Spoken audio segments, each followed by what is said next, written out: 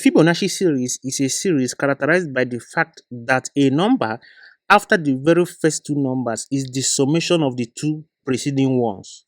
Now let's see an example of a Fibonacci series. Now we have 1, the preceding one is 1. Now the next one number now will be 2 because 1 plus 1 is 2. Now the preceding number will be 3 because 2 plus 1 is 3. Now the preceding number will be 3 plus 2 will be 5. And the next number 8 will be 5 plus 3, 8. So and so on. So this is a Fibonacci series. Now we can write a function that will accept a number, generate a Fibonacci series from the number, and then returns the summation of those numbers. Now we have the function like this. So the n is from where the Fibonacci series will start generating from. Now the function, if n is less than or equals to 1, it simply returns the number because there is nothing. The Fibonacci series starts from 1. So else it does a recursive approach. So it calls itself by subtracting 1 from it, adding it to its subtract from the number.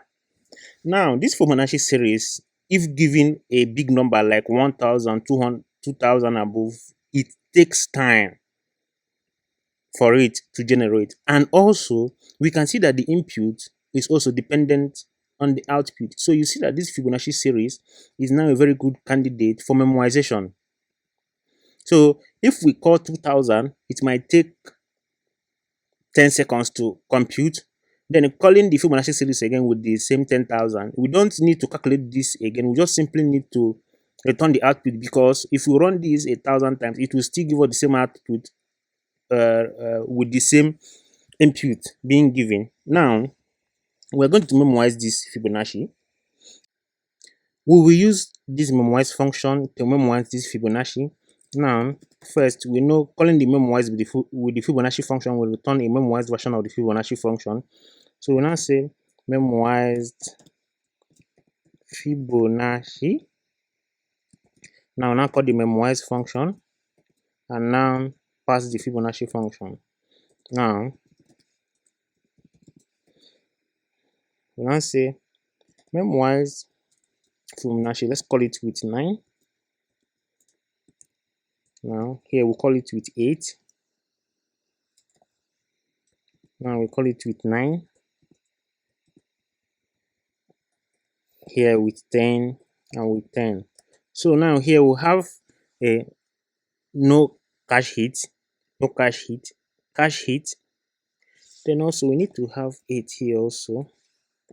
This 8 cache hit, no cache hit, cache hit. Now let's test it. So you see no hit for 9. Yes. No hit for 8. Now cache hit for 9. Cache hit for 8.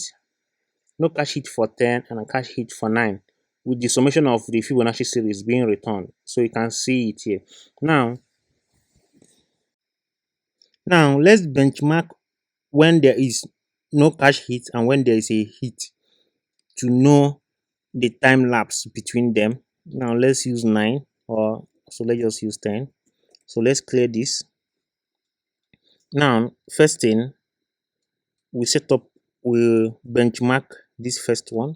So we start with start time using performance dot now. So we start it and then end it here. So end now, and then we are going to log it. So we say time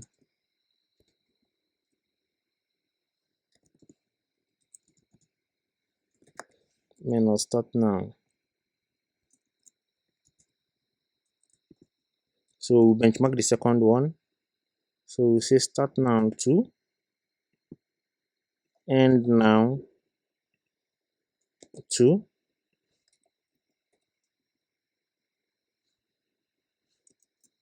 Now we log the time.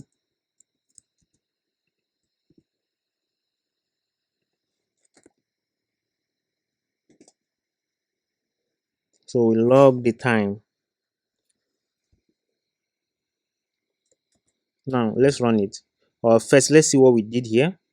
Now, at this first call of the memoirs from Fibonacci, there will be no cache hit because this is the first time. So this will normally run this function without memoization. Then, but this second one will run it with memoization because already we have called the 10 first here. Now, first, let's clear our console and run. So you see, no hit for 10, and time it took 7 milliseconds. But for cache hit for the same 10, it took 0.1. So you see how we're able to use our custom memoize function to memoize the popular Fibonacci series. So you see, it's a very great performance boost.